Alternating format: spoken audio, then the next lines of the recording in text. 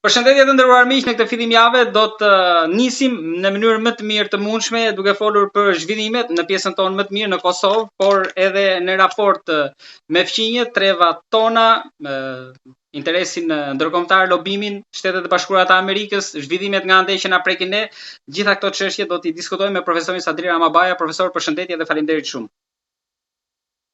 Përshëndetje nga Shqipëria e përmes, siç do të thoshte, drejtoroi ujin i madh. Faleminderit profesor.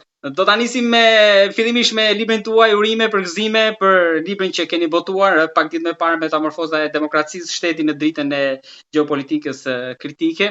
Libri i shpritur mirë, por çfarë mund ta thoni diçka më shumë për shikuesit tanë që nuk e kanë lexuar librin deri tani dhe që vjen në këto momente vërtet kritike të gjeopolitikës, por edhe metamorfozën e demokracisë, besoj referuar ndoshta edhe situatës politike që po kalojmë jo vetëm në Kosovë, Shqipërinë, trevat tona, pra demokracia jonë, shtendërtimi.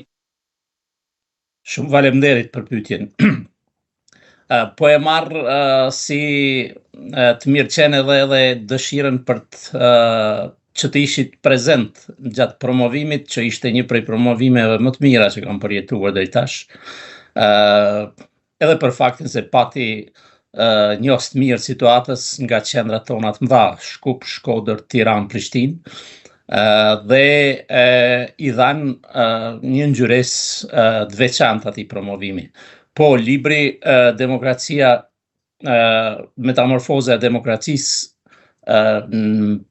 për brenda vetë titullit e ka qartë mesazhin se me çka ishte objektivi i trajtimit të saj.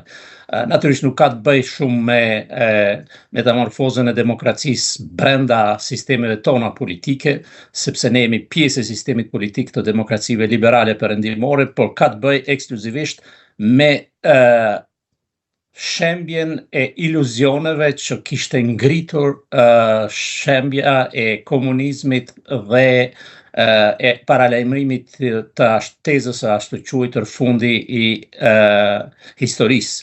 Nuk kishim bënim me fundin e historisë, po kishim bënim edhe me fillimin e shembjes së demokracisë liberale, respektisht me rrëshqitjen marramendse të këtij sistemi, por nuk do të thosha edhe me metamorfozën ekstreme të demokracisë, sepse kemi të bëjmë me një transformim të demokracisë në kuadër të interesave nacionale, me rikthimin e gjeopolitikës e me këtë edhe me rikthimin e shtetit kombë dhe natyrisht me përshtatjen e demokracisë.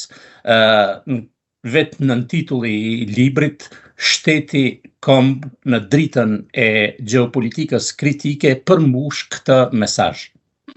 Profesor, në gjitha bisedat që kemi zhvilluar, ju asnjëherë nuk e keni lënë pa përmendur edhe federatën, bashkimin, aq më tepër edhe në këtë administratë të dytë të Trumpit, që mund të jepte ndoshta një shtysë edhe më të madhe përpara, ndikuar edhe nga zhvillimet, aq më tepër jo vetëm globale, por edhe në rajonin tonë. Si vjen kjo aty dhe sa shpresë duhet kemi edhe tani? Po, çështja e Federatës Shqiptare është çështje e lejtmotivit tim pothuajse jetësor, akademik. Disertacioni im, siç e din, ka titullin përkatës Federata Shqiptare, Shteti kombë në Unionin Evropian. Por në gjitha 4 librat që kam publikuar pas disertacionit, nga një kapitull s'paku i secilit libër ka të bëjë me Federatën Shqiptare në dritën e zhvillimeve gjeopolitike. Edhe në këtë libër, në tek Metamorfoza e demokracisë, vend qendror zës gjithsesi edhe çështja e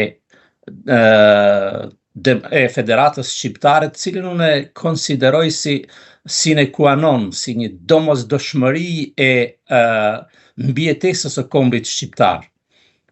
Respektisht e një mundësie të re për selitjen e demokracisë shqiptare, daljen nga ky qark i mbyllur në cilin jemi, që prej transformimeve politike në Shqipërinë politike dhe që prej çlirimit nga një pozicion kolonial 87 vjeçar i Republikës së Kosovës dhe krijimit pra me këtë akt i Republikës së dytë shqiptare. Natyrisht Republikën e dytë shqiptare, shqiptarët nuk është se e kishin kërkuar imediatikisht si zgjidhje të çështjes shqiptare, por ishte një kompromis mes aleatëve tanë që na kishin mbështetur në betejën tonë përfundimtare për çlirim nga Serbia dhe natyrisht interesave të tyre gjeopolitike në kontinentin e vjetër. Në këtë kuadër sigurisht që këto 3 dekada të kësaj periudhe sprove është verifikuar qartë se njëra prej çështjeve qendrore në Evropën Juglindore që do duhej zgjidhur mbetet çështja shqiptare. Nuk përfundon çështja shqiptare vetëm me çlirimin e Kosovës.